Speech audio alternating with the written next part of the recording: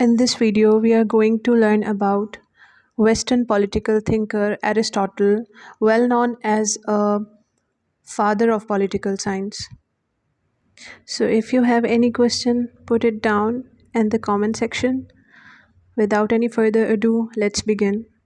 Aristotle was a Greek philosopher and scientist who is still considered one of the most greatest thinker in political science. Aristotle was a student of Plato who studied in academy for 20 years. He was influenced by his teacher Plato, but he is not a blind follower of Plato. Aristotle founded his own school called Lyceum. Some of his notable work are Politics, Metaphysics, Poetics, and Prior Analytics. Aristotle is considered as a greatest but ungrateful student of Plato because he believed that Plato's ideal state is least practicable or impracticable. Plato was an idealist while Aristotle was an actualist. So let's discuss about the theory of state by Aristotle. But before this, we need to know about the certain factors that influenced Aristotle to write Theory of State. Aristotle lived in Athens at one of the most turbulent times in Greek history. There was a lawless democracy and selfish oligarchy in most of the city states. It is one of the reasons to write Theory of State. Another reason to write Theory of State is because he was inspired by the observation of his father. Basically, his father was a physician, and physician used to observe things scientifically. Aristotle was happy with his successful marriage, so in order to oppose the idea of Plato's communism of family, he wrote Theory of State. So let's move toward the important theory of Aristotle, Theory of State. Aristotle began his theory of state by explaining human nature. According to Aristotle, man is rational and he uses logic to make a point to create an argument, and people make rational choices.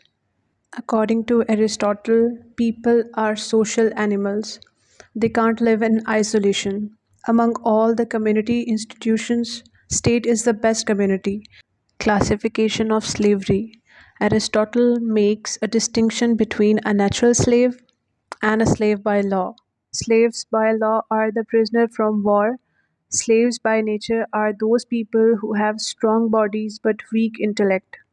They are born inferior and have no capacity to develop superior virtues.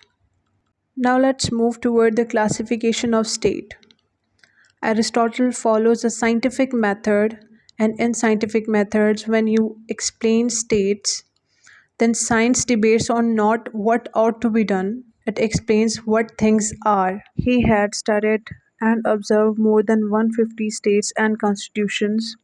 After observation, he classifies them.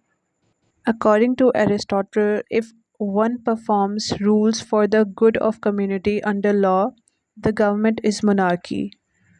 If few people rule for the good of all, it is aristocracy. Then again, if many persons rule for the interest of all, it is polity. Each form has its perversion. The perverted form also run according to the same numerical formula. If one person rule for the selfish interest of his own, the rule is tyranny. If few people rule for the private class interest, the government is oligarchy. If many people rule for their interest, not the interest of all, it becomes democracy. This classification of states is mainly borrowed from Plato's statesmen. There is always a probability that one state can be changed into another. He says that monarchy could be changed into tyranny. And when the forms change, there is always a revolution. When general interest overcome the selfish interest and vice versa, revolution comes. There are some prevention of revolution, maintaining law and order for even smallest of matters, not taking people for granted.